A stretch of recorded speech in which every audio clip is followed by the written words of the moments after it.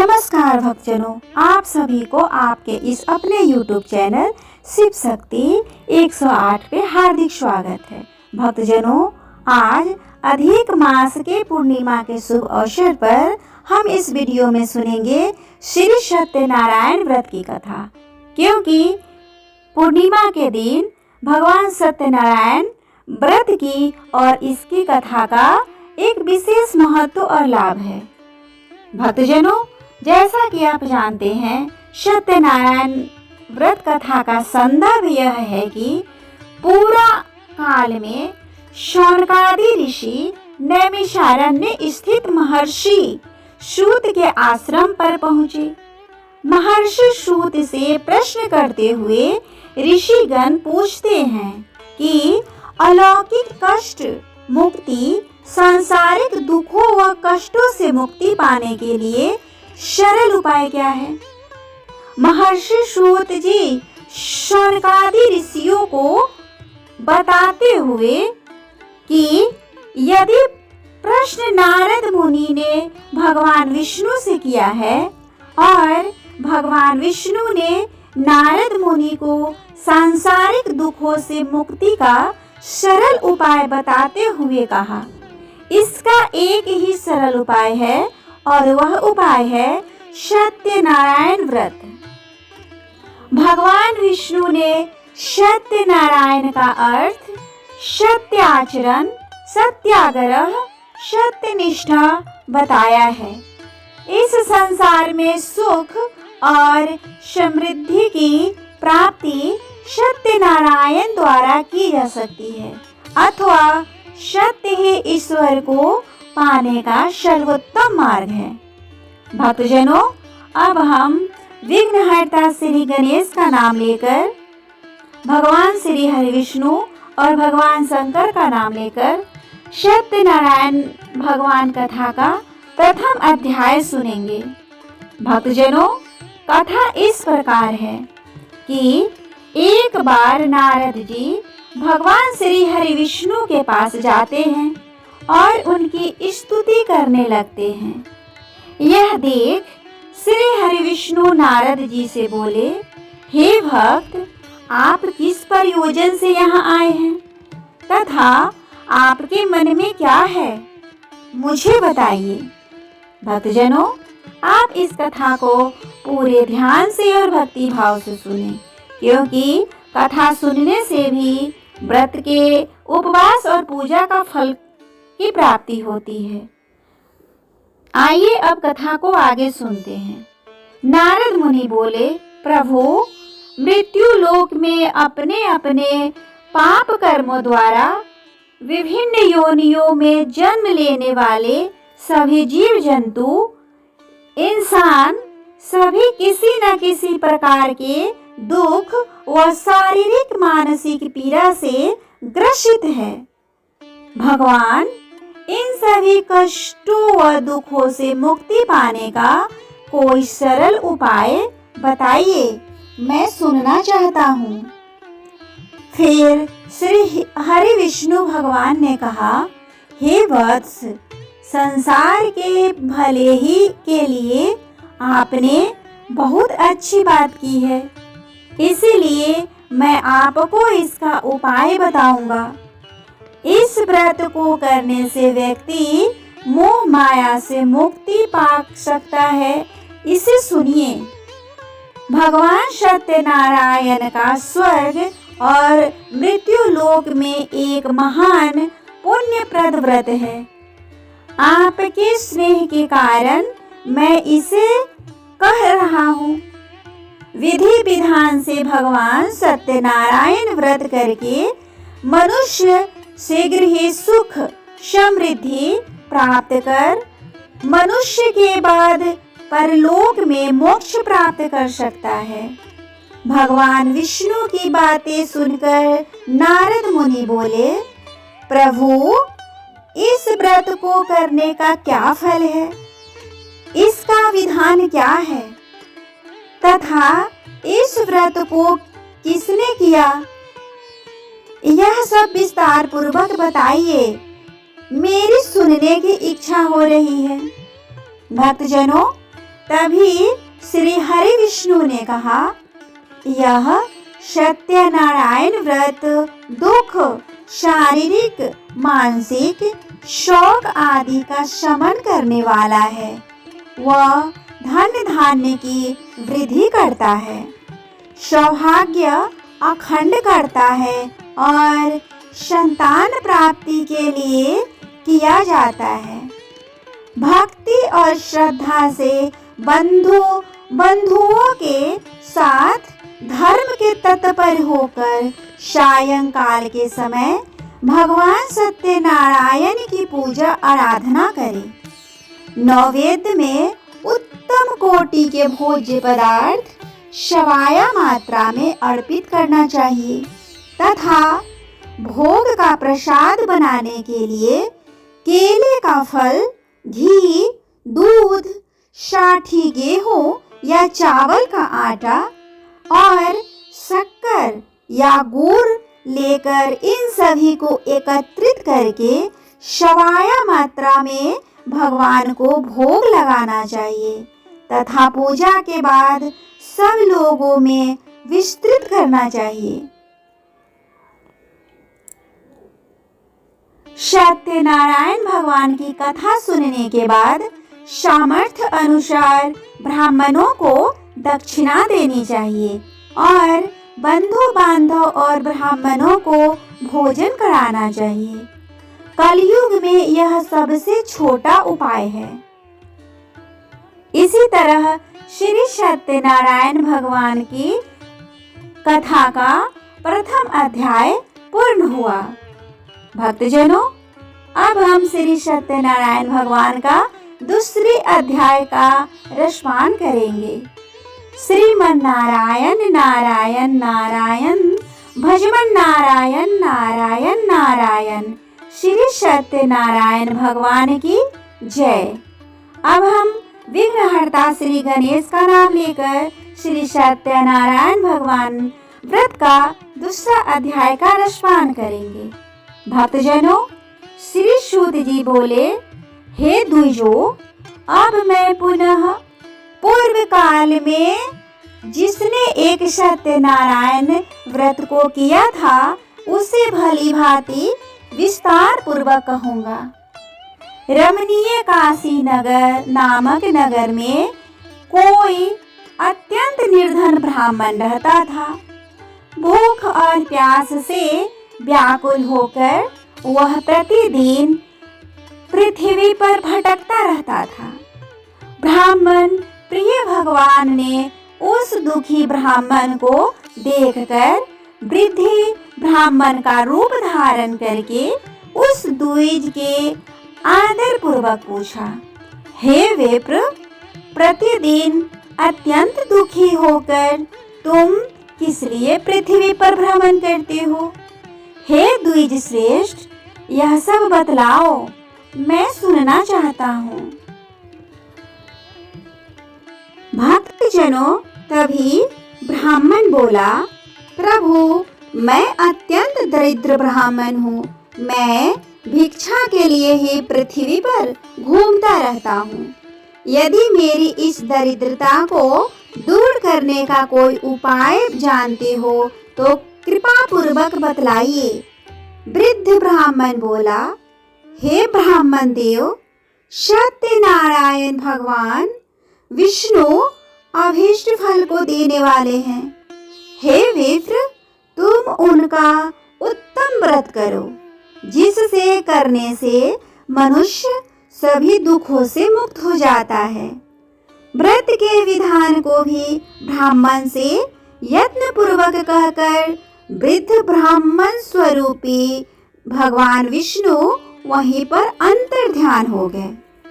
वृद्ध ब्राह्मण ने जैसा कहा है उस व्रत को अच्छी प्रकार से वैसे ही करूँगा। यह सोचने हुए उस ब्राह्मण को रात में नींद नहीं आई।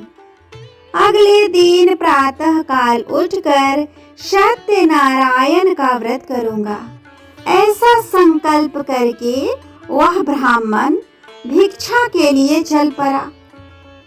उस दिन ब्राह्मण को भिक्षा में बहुत सा धन प्राप्त हुआ। उसी धन से उसने बंधु बांधवों के साथ भगवान सत्यनारायण का व्रत किया।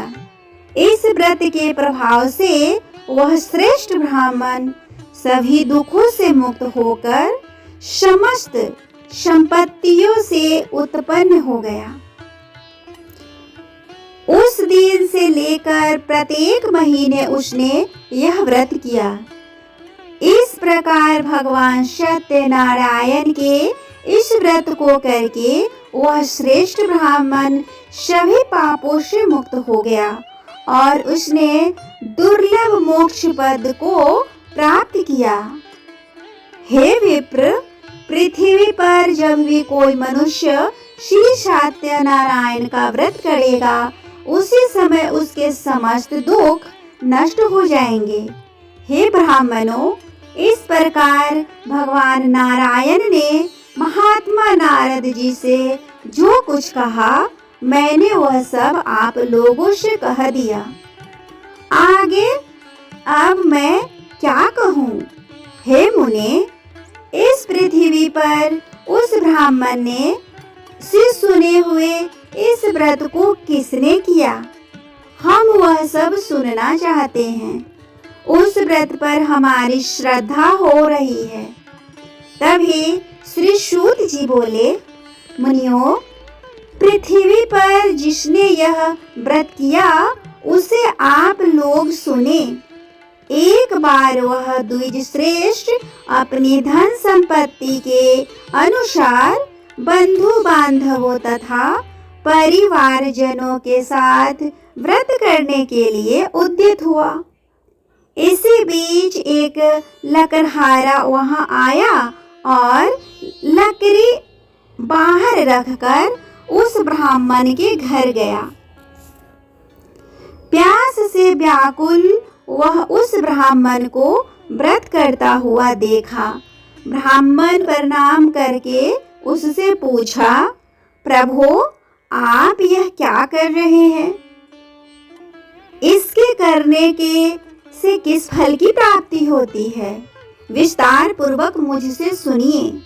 विप्र ने कहा, यह सत्यनारायण का व्रत है जो सभी मनोरथों को प्रदान करने वाला है। उसी के प्रभाव से मुझे यह सब महान धन धान्य आदि प्राप्त हुआ है। जल पीकर तथा प्रसाद ग्रहण करके वह नगर चला गया। सत्यनारायण देव के लिए मन से ऐसा सोचने लगा कि आज लकड़ी बेचने से जो धन प्राप्त होगा उसी धन से भगवान सत्यनारायण का श्रेष्ठ व्रत करूंगा। इस प्रकार मन से चिंतन करता हुआ वह लकड़ी को मस्तक पर रख कर उस सुंदर नगर में गया जहां धन संपन्न लोग रहते थे। उस दिन उसने लकड़ी का 2 गुना मूल्य प्राप्त हुआ।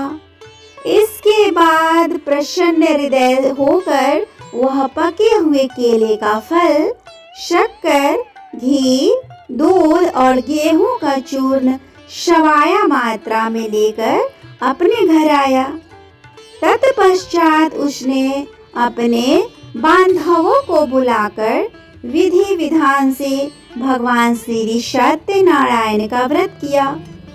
उस व्रत के प्रभाव से वह धन पुत्र से संपन्न हो गया और इस लोक में अनेक सुखों को भोग कर अंत में सत्यपुर अर्थात वैकुंठ लोक को चला गया। इस तरह श्री सत्यनारायण व्रत कथा का दूसरा अध्याय पूर्ण हुआ।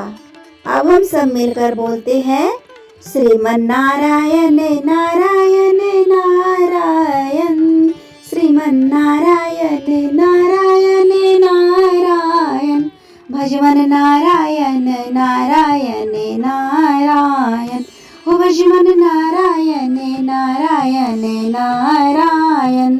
श्री सत्यनारायण भगवान की जय। भक्तजनों, अब हम श्री सत्यनारायण भगवान व्रत कथा का तीसरा अध्याय का रसपान करते हैं। आइए श्री विघ्नहर्ता भगवान गणेश का नाम लेकर इस कथा की शुरुआत करते हैं। भक्तजनों, तभी सूत जी बोले, श्रेष्ठ मुनियों, अब मैं पुनः आगे की कथा कहूँगा, आप लोग सुने। प्राचीन काल में उल्का मुख नाम का एक राजा था। वह जितेंद्र, सत्यवादी तथा अत्यंत ही बुद्धिमान था। वह विद्वान राजा प्रतिदिन देवालय जाता और ब्राह्मणों को धन देकर संतुष्ट करता था।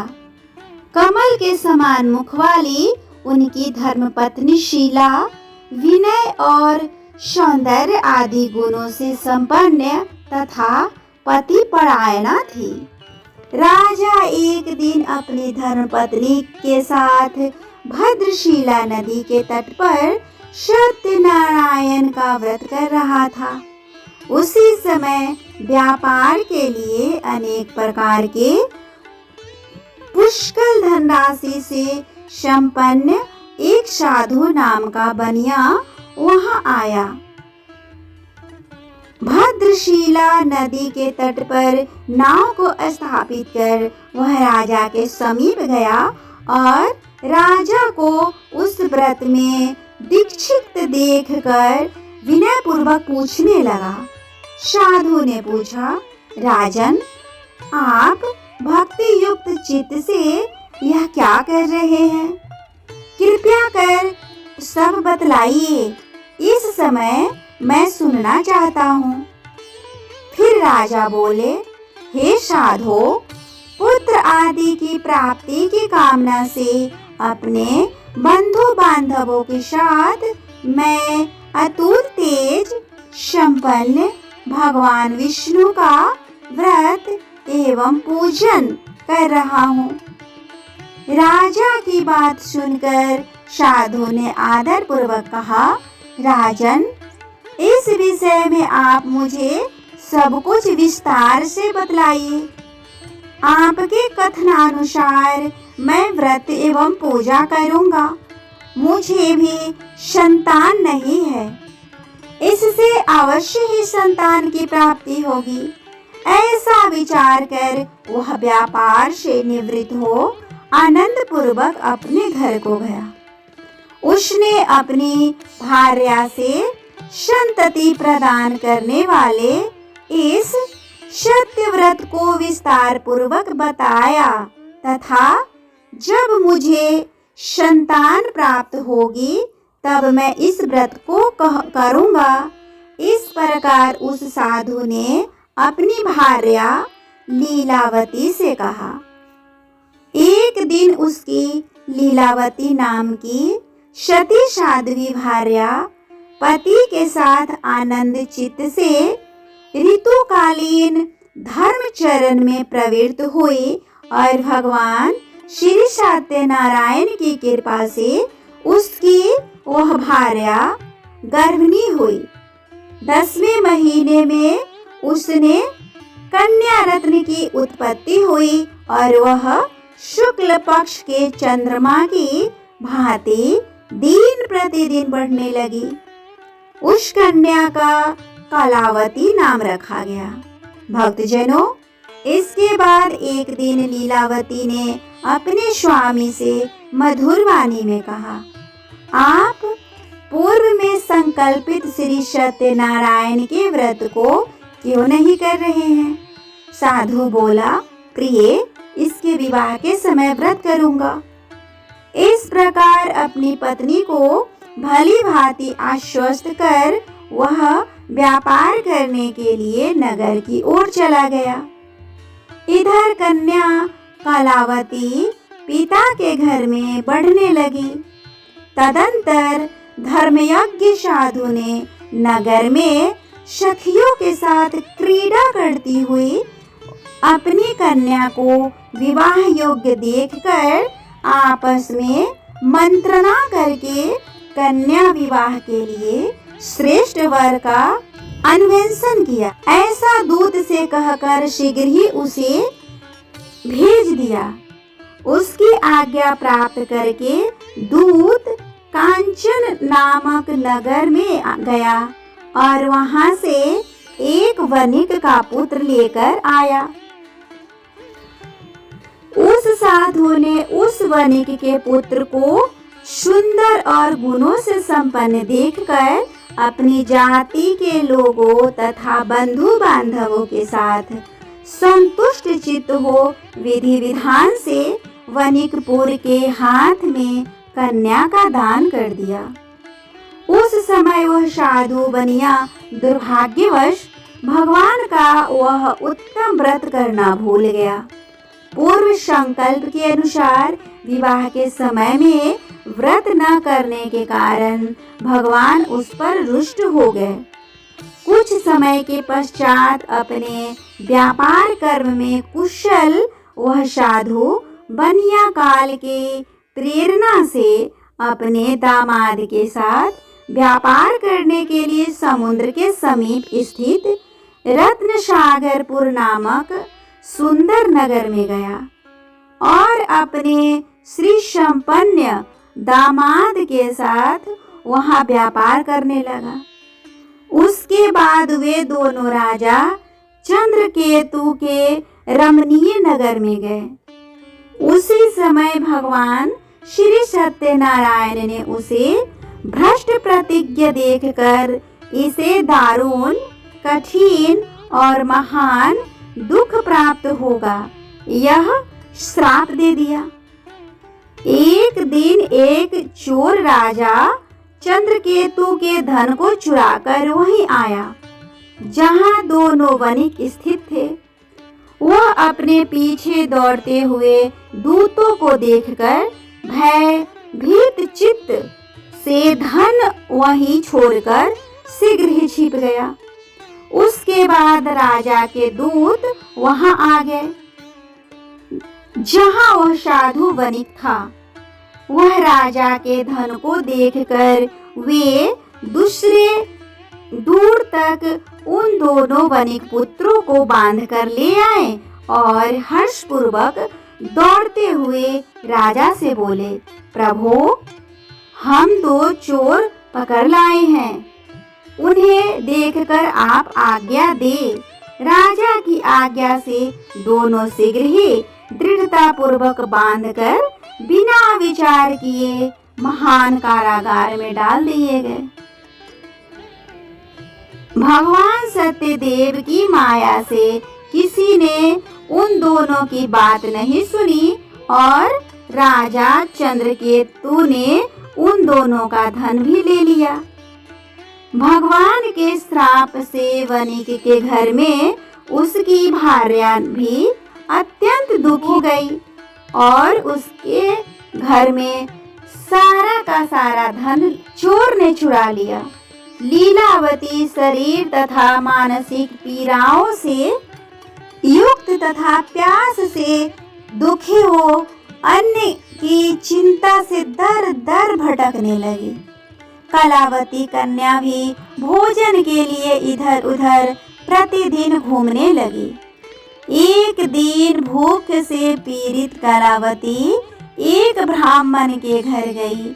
वहां जाकर उसने सत्यनारायण के व्रत पूजन को देखा।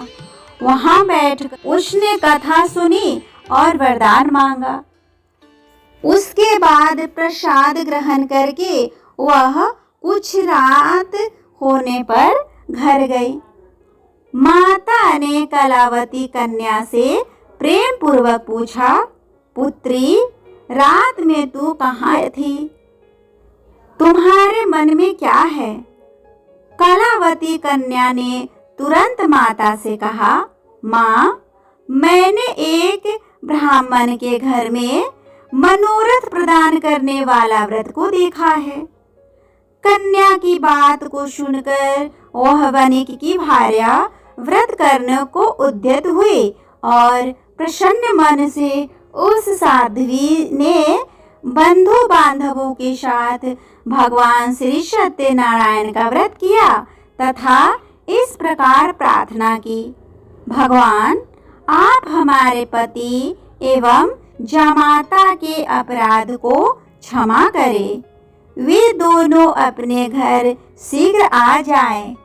इस व्रत से भगवान सत्यनारायण पुनः संतुष्ट हो गए और उन्होंने नृपश्रेष्ठ चंद्रकेतु को स्वप्न दिखाया और स्वप्न में कहा, नृपश्रेष्ठ, प्रातः काल दोनों वणिकों को छोड़ दो और वह सारा धन भी दे दो जो तुमने उनसे इस समय लिया है, अन्यथा राज्य, धन एवं पुत्र सहित तुम्हारा सर्वनाश कर दूंगा। राजा से स्वप्न में ऐसा कहकर भगवान श्री सत्यनारायण अंतर्ध्यान हो गए।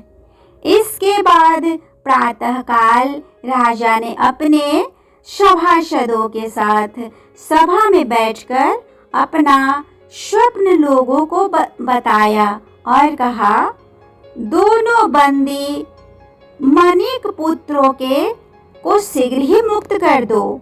राजा की ऐसी बात सुनकर वे राजपुरुष दोनों ब्राह्मणों को बंधन युक्त करके राजा के सामने लाकर विनय पूर्वक बोले, राजन, बेरी बंधन से मुक्त करके दोनों वणिक पुत्र लाए गए हैं।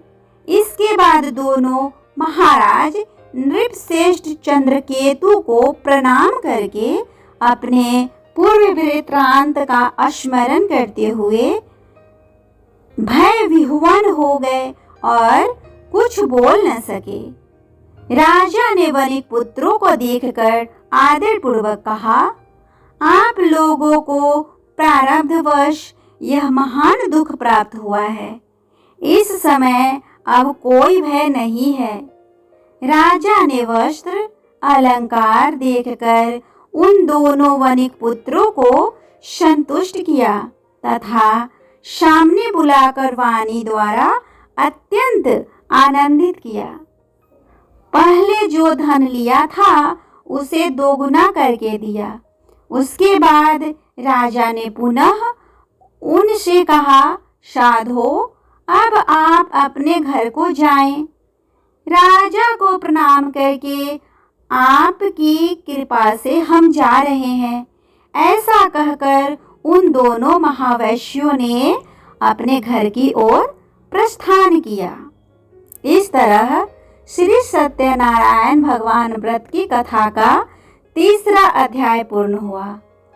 श्रीमन नारायण नारायण नारायण, श्रीमन नारायण नारायण नारायण, श्रीमन नारायण नारायण नारायण, भजमन नारायण नारायण नारायण। सभी लोग प्रेम और भक्ति पूर्वक बोले, भगवान श्री हरि विष्णु की जय, माता लक्ष्मी की जय। भक्तजनों, अब हम विघ्नहर्ता श्री गणेश का नाम लेकर श्री सत्यनारायण व्रत कथा का चौथा अध्याय सुनेंगे। ओम गणेशाय नमः। भक्तजनों, श्री सूत जी बोले, साधु बनिया मंगलाचरण कर और ब्राह्मणों को धन देकर अपने नगर के लिए चल पड़ा। साधु के कुछ दूर जाने पर भगवान सत्यनारायण की उसकी सत्यता की परीक्षा के विषय में जिज्ञासा हुई। साधो, तुम्हारे नाव की क्या भरा है? तब धन के मद में चूर दोनों महाजनों ने अवहेलना पूर्वक हंसते हुए कहा, दंडी सन्यासी, क्यों पूछ रहे हो? क्या कुछ मुद्रा लेने की इच्छा है क्या? हमारी नाव में तो लता और पत्ते आदि भरे हैं। ऐसी निष्ठुर वाणी सुनकर बोले, तुम्हारी बात सच हो जाए। ऐसा कहकर दंडी सन्यासी का रूप धारण किए हुए भगवान कुछ दूर जाकर समुद्र के समीप बैठ गए। भक्तजनों, तभी दंडी के चले जाने पर नित्य क्रिया करने के पश्चात उतराई हुई अर्थात जल में ऊपर की ओर उठी हुई नौका को देखकर साधु अत्यंत आश्चर्य में पड़ गया और नाव में लता और पत्ते आदि देखकर मूर्छित हो पृथ्वी पर गिर पड़ा। सचेत होने पर वणिक पुत्र चिंतित हो गया। तब उसके दामाद ने इस प्रकार कहा, आप लोग शोक क्यों करते हैं? दंडी ने श्राप दिया है। इस स्थिति में वे ही चाहे तो सब कुछ कर सकते हैं, इसमें संशय नहीं है। अतः उन्हीं की शरण में हम चले, वही मन की इच्छा पूर्ण होगी। दामाद की बात सुनकर वह साधु बनिया उसके पास गया और वहां दंडी को देखकर अपने भक्ति पूर्वक उन्हें प्रणाम किया तथा आदर पूर्वक कहने लगा, आपके सम्मुख मैंने जो कुछ कहा है असत्य भाषण रूप अपराध किया है। आप मेरे उस अपराध को क्षमा करें। ऐसा कहकर बारंबार प्रणाम करके वह महान शोक से व्याकुल हो गया। दंडी ने उसे रोता हुआ देखकर कहा, हे मूर्ख, रोवो मत, मेरी बात सुनो। मेरी पूजा से उदासीन होने के कारण तथा मेरी आज्ञा से ही तुमने बारंबार दुख प्राप्त किया है। भगवान की ऐसी वाणी सुनकर वह उनकी स्तुति करने लगे। साधु ने कहा, हे प्रभु, यह आश्चर्य की बात है कि उसकी माया ने से मोहित होने के कारण ब्राह्मण आदि देवता भी उसके गुणों और रूपों को यथावत रूप से नहीं जानते। फिर मैं मूर्ख आपकी माया से मोहित होने के कारण कैसे जान सकता हूँ? आप प्रसन्न हो, मैं अपनी धन संपत्ति के अनुसार आपकी पूजा करूँगा। मैं आपकी शरण में आया हूँ। मेरा जो नौका में स्थित पूरा धन था उसकी तथा मेरी रक्षा करे। उस बनिया की भक्ति युक्त वाणी सुनकर भगवान जनार्दन संतुष्ट हो गए। भगवान हरि उसे अभीष्ट वर प्रदान करके वही अंतर ध्यान हो गए। इसके बाद वह साधु अपनी नौका में चढ़ा और उसे धन धान्य से परिपूर्ण देखकर भगवान सत्यदेव की कृपा से हमारा मनोरथ सफल हो गया। ऐसा कहकर स्वजनों के साथ उसने भगवान की विधिवत पूजा की। भगवान श्री सत्यनारायण की कृपा से वह आनंद से परिपूर्ण हो गया और नाव को प्रयत्न पूर्वक संभालकर उसने अपने देश के लिए प्रस्थान किया। साधु बनिया ने अपने दामाद से कहा, वह देखो, मेरी रत्नपुरी नगरी दिखाई दे रही है। इसके बारे में अपने धन के रक्षक दूत को अपने आगमन का समाचार देने के लिए अपनी नगरी में भेजा। उसके बाद उस दूत ने नगर में जाकर साधु की भार्या को देख हाथ जोड़कर प्रणाम किया और उसके लिए अभीष्ट बात कही। सेठ जी अपने दामाद तथा बंधु वर्गों के साथ पहुंच सारे धन धान्य से संपन्न होकर नगर के निकट पधार गए हैं। दूत के मुख से यह बात सुनकर वह अति आनंदित हुई और उस साध्वी ने श्री सत्यनारायण की पूजा करके अपनी पुत्री से कहा, मैं साधु के दर्शन के लिए जा रही हूँ, तुम शीघ्र आओ। माता का ऐसा वचन सुनकर व्रत को समाप्त करके प्रसाद का परित्याग कर वह कलावती भी अपने पति का दर्शन करने के लिए चल पड़ी। इससे भगवान श्री सत्यनारायण रुष्ट हो गए और उन्होंने उसके पति को और नौका को धन के साथ हरण करके जल में डुबा दिया। भक्तजनों, इसके बाद कलावती कन्या अपने पति को न देखा महान शोक से रुदन करती हुई पृथ्वी पर गिर पड़ी। नाव का अदर्शन तथा कन्या को अत्यंत दुखी देख भयभीत मन से साधु बनिया ने सोचा, यह क्या आश्चर्य हो गया। नाव का संचालन करने वाले भी कभी चिंतित हो गए। तदंतर वह लीलावती भी कन्या को देखकर विह्वल हो गई और अत्यंत दुख से विलाप करती हुई अपने पति से इस प्रकार बोली। कभी कभी नौका के साथ वह कैसे अलक्षित हो गया, न जाने किस देवता की उपेक्षा से वह नौका हरण कर ली गई, अथवा श्री सत्यनारायण का महात्मा कौन जान सकता है। ऐसा कहकर वह स्वजनों के साथ विलाप करने लगी और कलावती कन्या की गोद में लेकर रोने लगी। कलावती कन्या भी अपने पति के नष्ट हो जाने पर दुखी हो गई और पति की पादुका लेकर उनका अनुगमन करने के लिए उसने मन में निश्चय किया। कन्या के इस प्रकार के आचरण को देख भार्या सहित वह धर्मज्ञ साधु बनिया अत्यंत शोक संतृप्त हो गया और सोचने लगा, या तो भगवान सत्यनारायण ने यह अपहरण किया है अथवा हम सभी भगवान सत्यदेव की माया से मोहित हो गए हैं। अपनी धन शक्ति के अनुसार मैं भगवान श्री सत्यनारायण की पूजा करूंगा।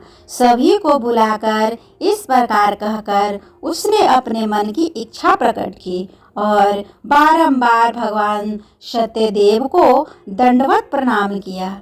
इससे दीनों के परिपालन भगवान सत्यदेव प्रसन्न हो गए।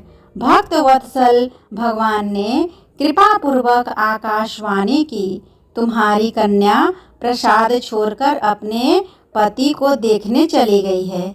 निश्चय ही इसी कारण उसका पति अदृश्य हो गया है। यदि घर जाकर प्रसाद ग्रहण करके वह पुनः आए तो हे साधु बनिया, तुम्हारी पुत्री पति को प्राप्त करेगी, इसमें संशय नहीं है। कन्या कलावती भी आकाश मंडल से ऐसी वाणी सुनकर शीघ्र ही घर गई और उसने प्रसाद ग्रहण किया। पुनः आकर स्वजनों तथा अपने पति को देखा। तब कलावती कन्या ने अपने पिता से कहा, अब तो घर चले, विलंब क्यों कर रहे हैं। कन्या की वह बात सुनकर वनिक पुत्र संतुष्ट हो गया और विधि विधान से भगवान सत्यनारायण का पूजा करके धन तथा बंधु बांधवों के साथ अपने घर गया। तदंतर पूर्णिमा तथा संक्रांति पर्वों पर भगवान सत्यनारायण का पूजन करते हुए इस लोक में सुख भोग कर अंत में वह सत्यपुर बैकुंठ लोक में चला गया। इसी तरह श्री सत्यनारायण भगवान व्रत की कथा का चौथा अध्याय पूर्ण हुआ। श्रीमन्नारायण नारायण नारायण भजमन नारायण नारायण नारायण श्रीमन्नारायण नारायण नारायण भजमन नारायण नारायण नारायण। बोलो सब मिलके श्री सत्यनारायण भगवान की जय, माता लक्ष्मी की जय। भक्तजनों, अब हम श्री सत्यनारायण भगवान व्रत की कथा का 5वां अध्याय का रसपान करेंगे। आइए विघ्नहर्ता श्री गणेश का नाम लेकर इस कथा की शुरुआत करते हैं। भक्तजनों, श्री सूत जी बोले, हे मुनियों, अब इसके बाद मैं दूसरी कथा कहूँगा, आप लोग सुने। अपनी प्रजा का पालन करने में तत्पर तुंगध्वज नामक एक राजा था। उसने सत्यदेव के प्रसाद का परित्याग करके दुख प्राप्त किया। एक बार वह वन में बहुत से पशुओं को मारकर बटवृक्ष के नीचे आया। वहां उसने देखा कि गोपगण बंधु बांधवों के साथ संतुष्ट होकर भक्ति पूर्वक भगवान सत्यदेव की पूजा कर रहे थे। राजा यह देखकर भी अहंकारवश न तो वहां गया और न उसे भगवान सत्यनारायण को प्रणाम किया। पूजन के बाद सभी गोपगण भगवान का प्रसाद राजा के समीप रखकर वहां से लौट आए और इच्छा अनुसार उन सभी ने भगवान का प्रसाद ग्रहण किया। इधर राजा को प्रसाद का परित्याग करने से बहुत दुख हुआ। उसका संपूर्ण धन धान्य एवं सभी 100 पुत्र नष्ट हो गए। राजा ने मन में यह निश्चय किया कि अवश्य ही भगवान सत्यनारायण ने हमारा नाश कर दिया है, इसीलिए मुझे वहां जाना चाहिए जहां श्री सत्यनारायण का पूजा हो रहा था। ऐसा मन में निश्चय करके वह राजा गोपगणों के समीप गया और उसने गोपगणों के साथ भक्ति श्रद्धा से युक्त होकर विधि पूर्वक भगवान सत्यदेव की पूजा की।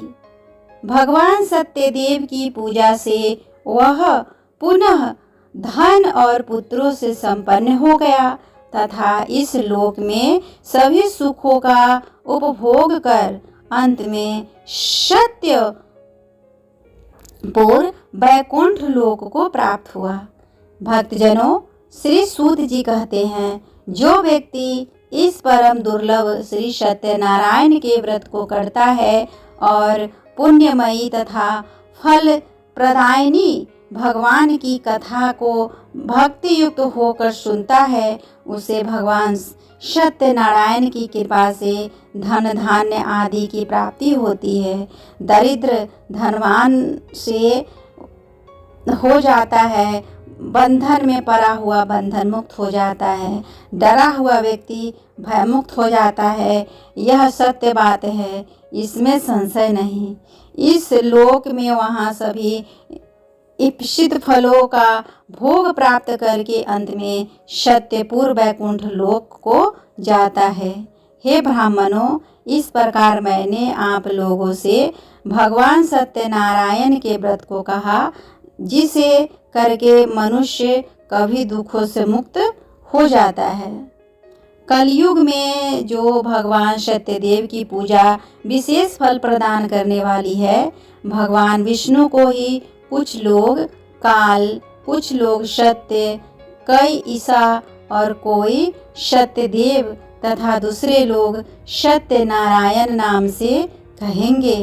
अन्य रूप धारण करके भगवान सत्यनारायण सभी का मनोरथ सिद्ध करते हैं। कलयुग में सनातन भगवान विष्णु ही सत्य व्रत रूप धारण करके सभी का मनोरथ पूर्ण करने वाले होंगे। हे श्रेष्ठ मुनियों, जो व्यक्ति नित्य भगवान सत्यनारायण की इस व्रत कथा को पढ़ता है, सुनता है, भगवान सत्यनारायण की कृपा से उसके सभी पाप नष्ट हो जाते हैं। हे मुनीश्वरों, पूर्व काल में जिन लोगों ने भगवान सत्यनारायण व्रत किया था, उसके अगले जन्म का वृतांत कहता हूँ, आप लोग सुने। महान प्रज्ञा संपन्न सतानंद नाम के ब्राह्मण सत्यनारायण व्रत करने के प्रभाव से दूसरे जन्म में सुदामा नामक ब्राह्मण हुए और उस जन्म में भगवान श्री कृष्ण का ध्यान करके उन्होंने मोक्ष प्राप्त किया। लकड़हारा भील गुहों का राजा हुआ और अगले जन्म में उसने भगवान श्री राम की सेवा करके मोक्ष प्राप्त किया। महाराज उल्का मुख दूसरे जन्म में राजा दशरथ हुए। उन्होंने श्री रंगनाथ जी की पूजा करके अंत में वैकुंठ लोक प्राप्त किया। इसी प्रकार धार्मिक और सत्यव्रती साधु पिछले जन्म में सत्यव्रत के प्रभाव से दूसरे जन्म में मोरध्वज नामक राजा हुए। उसने आरे से चीर कर अपने पुत्र की आधी देह भगवान विष्णु को अर्पित कर मोक्ष प्राप्त किया। महाराजा तुंगध्वज जन्म जन्मांतर में स्वयंभू मनु हुए और भगवत संबंधी संपूर्ण कार्यों का अनुष्ठान करके वैकुंठ लोक को प्राप्त हुए। जो गोपगण थे वे सब जन्मांतर में ब्रजमंडल में निवास करने वाले गोप हुए और सभी राक्षसों का संहार करके उन्होंने भी भगवान का शाश्वत धाम गोलोक प्राप्त किया। इसी तरह श्री सत्यनारायण भगवान का 5वां और अंतिम अध्याय पूर्ण हुआ। बोलो सब एक साथ मिलके श्रीमन नारायण नारायण नारायण भजमन नारायण नारायण नारायण श्रीमन नारायण नारायण नारायण भजमन नारायण नारायण नारायण।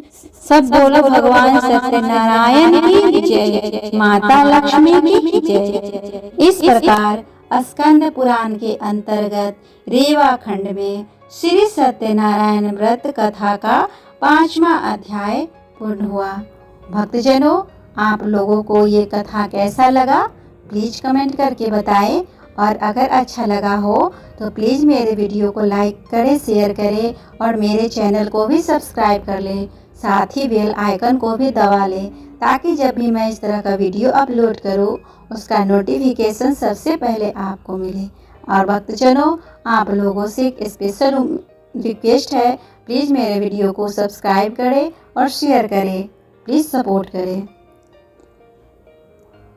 भक्तजनों, यदि आप अधिक मास के पूर्णिमा व्रत की कथा सुनना चाहते हैं तो उसका भी वीडियो मेरे चैनल पे अपलोडेड है, आप उसे सुन सकते हैं और आप अपने इस अधिक मास की पूर्णिमा को शुभ, मंगलदायी और फलकारक बना सकते हैं। तब तक के लिए भगवान श्री हरि विष्णु आप सभी पे अपनी कृपा बनाए रखे।